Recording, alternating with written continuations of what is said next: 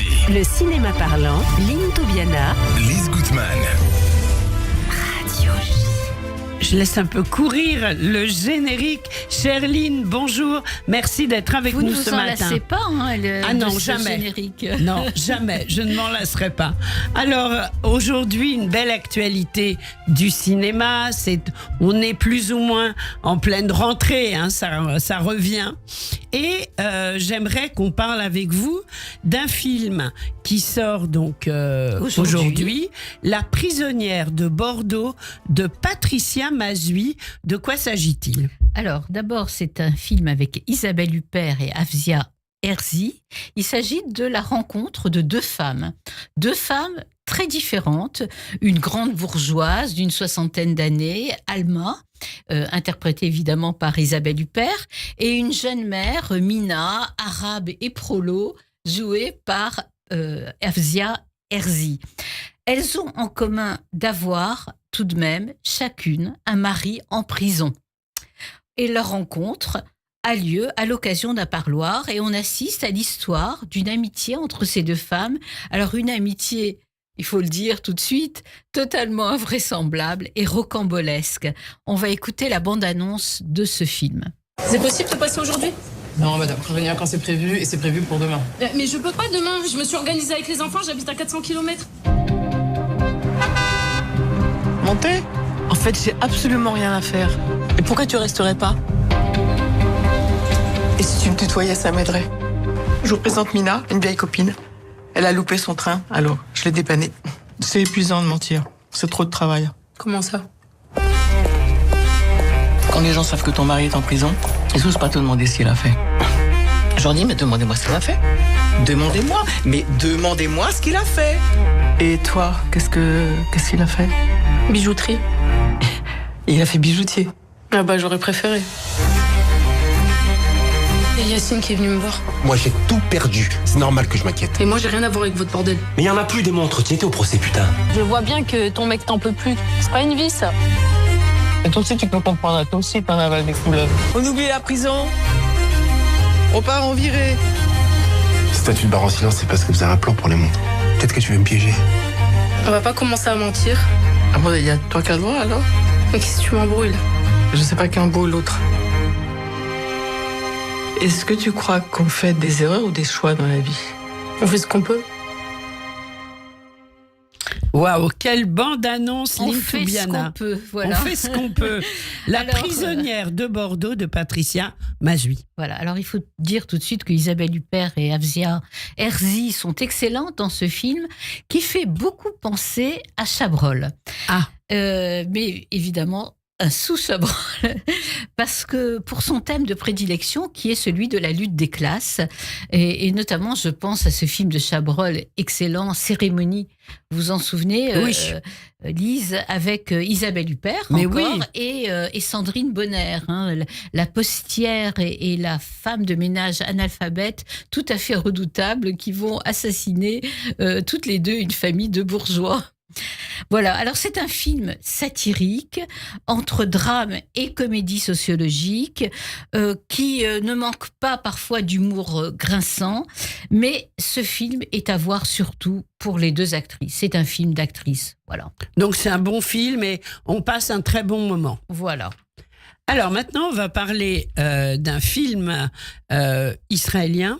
Alors, Non, iranien. Non, il est quoi ? Alors, il est franco-iranien. Voilà, franco-iranien, mais une partie est en Israël, Mais c'est bien ça. sûr. Voilà. Alors, non. Il n'y a pas une partie en Israël. Il est réalisé par un Israélien, Voilà. dit native, et on n'a pas dit le réalisatrice iranienne, on va le dire, Zahar Amir Ebrahim, c'est Tatami. Tatami. Et ça sort le... Et ça sort le 4 septembre.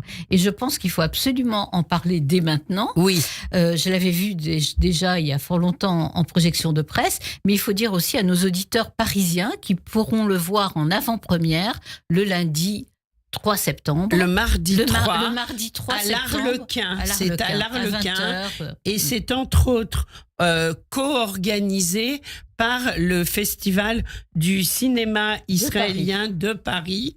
Donc, je vais retrouver les infos, je les donnerai. Je vous laisse la parole, Lynn. Alors, c'est un premier film à 4 mains véritablement d'un Israélien et d'une Iranienne. Et c'est inspiré d'une histoire vraie. Alors là, nous sommes vraiment dans le registre des très grands films. Il faut savoir aussi que Zahar Amir Ebrahim a eu le prix d'interprétation féminine à Cannes en 2022 pour son rôle de journaliste dans Les Nuits de Mashhad d'Ali Abbasi. C'est une excellente actrice, mais aussi une excellente co-réalisatrice. Alors, comme le titre l'indique, Tatami, il est question de judo. Et plus exactement, de championnat du monde de judo auquel participe la judokate iranienne Leïla. Et Leïla est accompagnée de son entraîneuse de choc, Mariam. Toutes les deux visent évidemment la première médaille d'or. Mais au cours de la compétition, elles reçoivent un ultimatum de la République islamique d'abandonner le championnat pour éviter, et on le devine, une possible confrontation avec l'athlète israélienne. Alors Leïla est confrontée à un horrible chantage où la vie de sa famille est en jeu et à un terrible dilemme: obéir au régime iranien ou se battre pour sa liberté et réaliser son rêve. Alors, on ne peut pas écouter la bande-annonce parce qu'elle est en iranien. Oui, bien sûr. Voilà, et le film est très courageux. La mise en scène dramatique est au cordeau, avec une utilisation, il faut le dire, très expressive d'un noir et blanc magnifique. Il s'agit donc d'un huis clos intense, rythmé par les combats de Leïla avec les athlètes de différents pays. Et il faut vraiment voir, vraiment j'insiste auprès de nos auditeurs, il faut vraiment voir ce thriller politique, sportif, féministe, sous tension et captivant. Voilà, c'est un film qui est un appel aussi à la fraternité, à la résistance face à un régime dictatorial. Alors, l'avant-première, c'est à l'Arlequin. C'est co-organisé par le Festival du cinéma israélien de Paris, mardi 3 septembre à 20h, en présence de Zahar Amir. Et vous pouvez vous inscrire il faut se préinscrire sur Reza Ciné Israélien, RESA, CINE Israélien, @gmail.com, rezacinéisraélien @gmail.com. Voilà. Et on en parlera la semaine prochaine. Sûrement. Je vous dirai comment j'ai trouvé, parce que j'essaierai d'y être. Échanger. Voilà, avec un immense plaisir. Alors maintenant, qu'est-ce qui arrive à grands pas du 6 au 15 septembre? Non, ce ne sont pas les Paralympiques, c'est le Festival de Deauville. Oui, Festival de Deauville, dont c'est le 50e anniversaire. Alors, le président du jury est Benoît Magimel. Il y a eu, on le sait, un changement de présidence au Festival de Deauville. On passe de Bruno Bard à une présidente, Aude Esbert, que nous avions accueillie il y a 2 ans. Je ne sais pas si vous vous en souvenez, Lise, dans les studios de Radio J. Voilà, alors maintenant elle est présidente et on peut dire qu'elle a marqué là, ces derniers temps sa présidence par cet acte assez fort d'écarter Ibrahim Malouf du jury pour le procès qu'il avait eu pour harcèlement sexuel. Ah oui, bien sûr. Voilà, alors donc il n'y aura pas Ibrahim Malouf dans le jury du Festival de Deauville. Alors il faut dire que l'invité d'honneur, c'est quand même pas n'importe qui, Michael Douglas.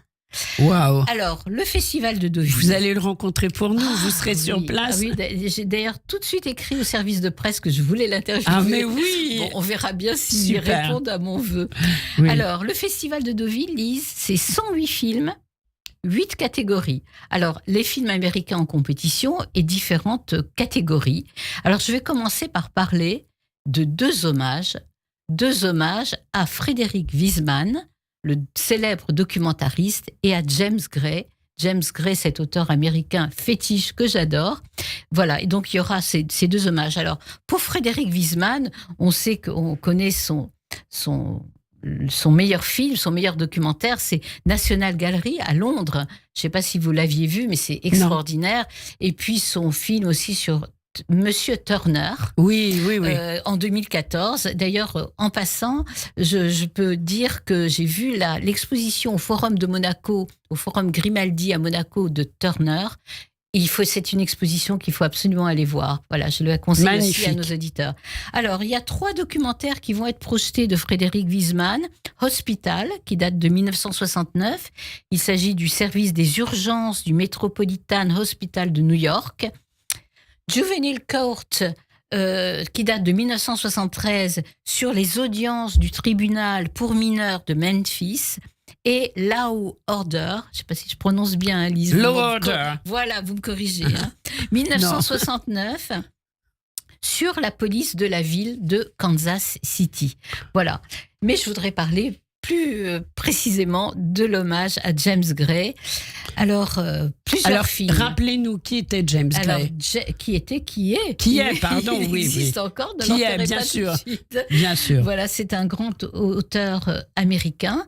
Alors, plusieurs films vont être projetés. Alors, Armageddon Time, dont nous avons parlé ici, dans les studios de Radio J, et qui date de 2022. Oui. Vous vous rappelez, il s'agit de l'histoire très personnelle de James Gray, du passage à l'âge adulte d'un garçon du Queens dans les années 80, de la force de la famille. Ça, c'est vraiment un thème obsessionnel du cinéma de James Gray et de la quête de la génération du rêve, de cette génération-là, des années 80, du rêve américain.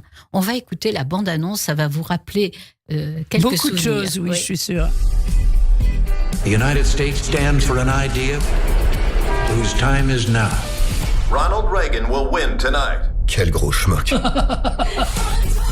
Je crois que j'aimerais bien être un artiste quand je serai grand. Tu deviendras artiste si tu le veux vraiment. Rien ne pourra t'en empêcher. Tu iras à l'université. Il dînera à la table des rois s'il joue bien ses cartes. Ils sont vraiment super, tes autocollants. C'est mon demi-frère qui me les a filés. Il est dans l'armée de l'air. Waouh, la chance. Vous êtes dangereux tous les deux. Je te garantis que tu n'es pas prêt de le revoir. Je comprends pas, pourquoi? Je crois que tu le sais très bien. Mes parents m'ont envoyé au collège de mon frère. Ça craint. Vous qui faites partie de cette institution, vous allez tous parvenir au sommet. Jamais on ne vous aura fait la moindre faveur. Vous ne devrez votre ascension qu'à votre mérite. Tu n'as pas l'air enchanté. Qu'est-ce qu'il y a? Des fois, il y a des élèves qui disent des trucs méchants sur les enfants noirs. C'est qui celui-là? C'est un mec de mon ancienne école. Il y en a qui venaient chez toi des fois? Dans ce cas-là, tu réagis comment, toi? Bah, je fais rien du tout, évidemment. Tu trouves ça malin? Avec ta grand-mère, quand on est arrivé dans ce pays, on n'avait pas grand-chose. Mais pourquoi elle est venue en Amérique? Parce qu'on voulait la tuer. Il y avait des troupes de soldats et ils se mettaient parfois à chercher des juifs. Ils nous détestaient à l'époque. Ils nous détestent toujours. On a pris le bateau et on a débarqué en Amérique. La terre de tous les rêves. T'as envie que je fasse comme toi? Je veux que tu puisses faire beaucoup mieux que moi. La vie est injuste. Tout ce que tu peux faire maintenant, c'est profiter de la chance qui t'est offerte. Et surtout, tu te retournes pas. Je place tous mes espoirs en toi et ton frère. Vous êtes toute ma vie. Ça suffit. Si tu entends encore ces schmucks dire quoi que ce soit, défends-les, d'accord? Tu seras un vrai mensch, d'accord? Une bonne poignée de main. Allez, fais-moi un câlin.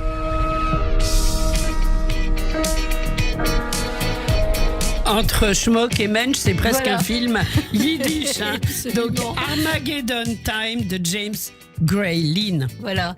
Alors, un autre film aussi qui va être projeté dans le cadre de cet hommage à James Gray, c'est Little Odessa.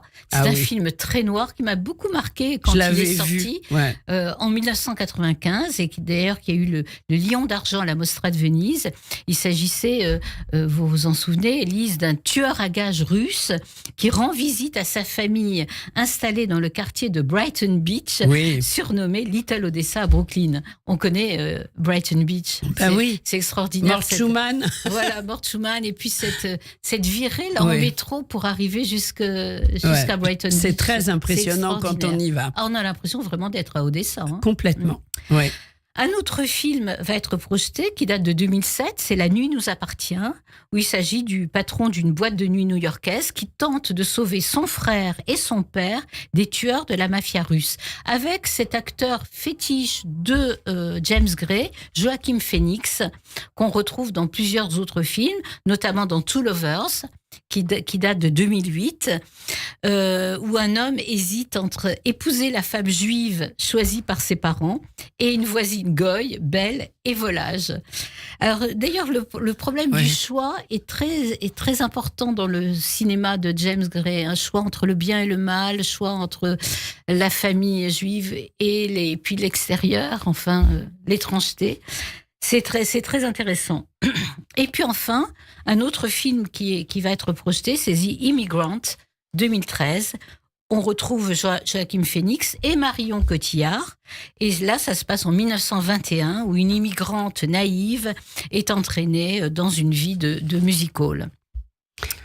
Voilà, donc à voir absolument.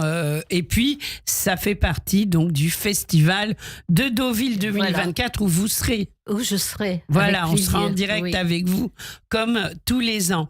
Alors, il y a d'autres catégories que c'est cette catégorie d'hommage dont je viens de parler.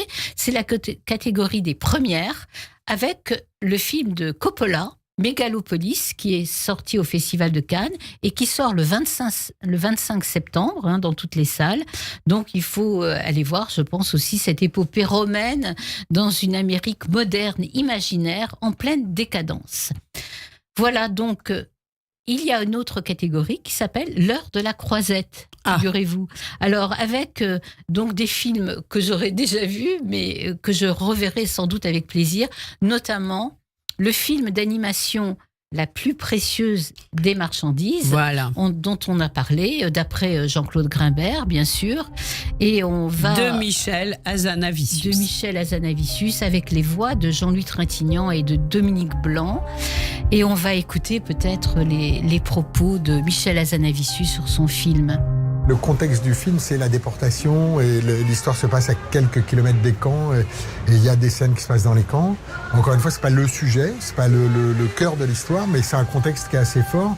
Et la question de la représentation de la déportation, la représentation des camps, c'est une question qui est très actuelle.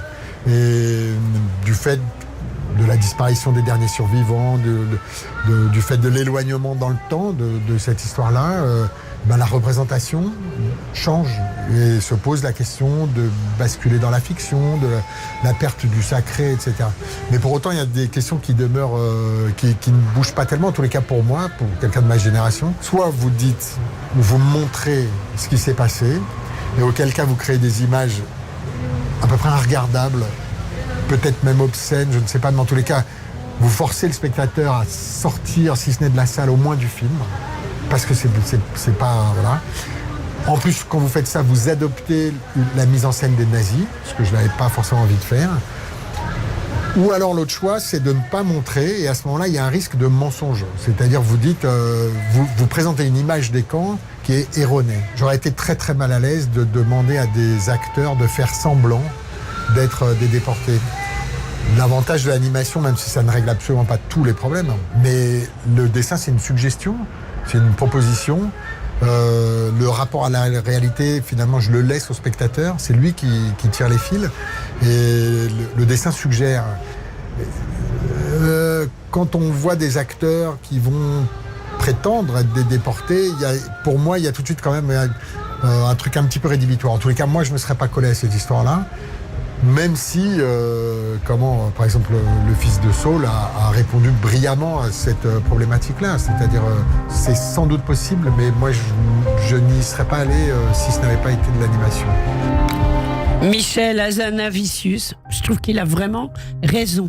Ah oui, tout à fait. Oui. Son film d'animation est extraordinaire. Vraiment, il faut aller le voir. Alors, c'est quelle génération on peut... C'est plutôt pour les adultes ou à votre avis on peut le voir? Les adultes et les adolescents à partir de 12 ans. Voilà, parfait. Oui. Merci. Voilà. Alors, autre catégorie pour le Festival de Deauville, c'est les docs de l'oncle Sam. Ah, de quoi s'agit-il? Avec deux documentaires extraordinaires, toujours, qui sont présentés à Deauville.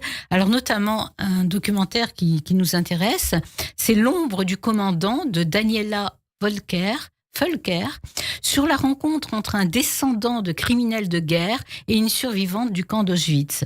Et cette rencontre a lieu dans un salon londonien. Il y a 2 documentaires aussi sur Christopher Reeves, sur Sharon Stone.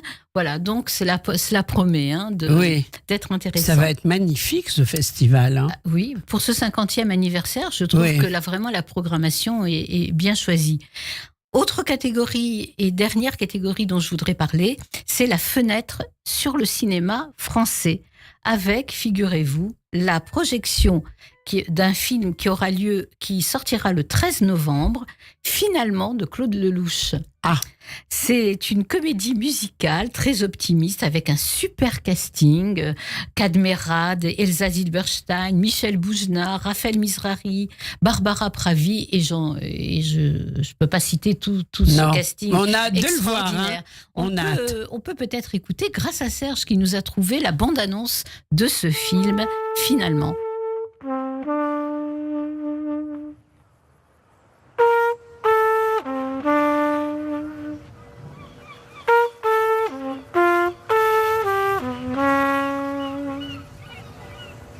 Et voilà, prochainement sur cet écran, le nouveau film de Claude Lelouch, le 51e, Finalement. Oui, ça, c'est le titre du film, Finalement. C'est un beau titre, hein, Finalement. Alors, comme il y a plein de surprises, il y en a tellement des surprises dans le film qu'on a décidé de rien vous montrer. Enfin, à part moi, bien sûr. Mais bon, je suis pas tout seul, évidemment. Elsa Zilberstein, François Fabian, Barbara Pravi, Sandrine Bonner, Michel Boujna, Françoise Gillard, et je pourrais continuer comme ça jusqu'à... Et puis la musique, Ibrahim Malouf. Les paroles, Didier Barbelivien. Je crois que j'ai tout dit. Il n'y a plus qu'à regarder.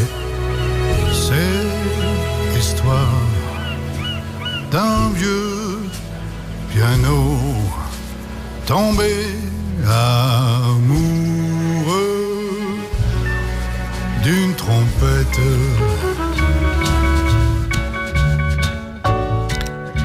C'est sûr qu'on va aller le voir là. On y court, ça fait envie en tous les cas. Hein. Vraiment. Une comédie musicale optimiste, on a besoin d'optimisme par les temps qui courent. Beaucoup. Merci pour tout cela, Lynn Toubiana. On vous retrouve la semaine prochaine. Juste la dernière émission avant le festival. Avant mon escapade au Festival de Deauville. Eh bien, on sera dans le studio de Radio J. Merci d'avoir été avec nous et très belle semaine cinématographique, bien sûr. Au revoir. Au revoir. Malgré tous les discours, les appels au secours. Radio J. Vous écoutez Radio J à Paris sur 94.8 en DAB+, et sur notre appli Radio J. Radio J. Radio J. Radio J. Le 10-11. Lise Gutmann. Radio J. Merci à toutes et à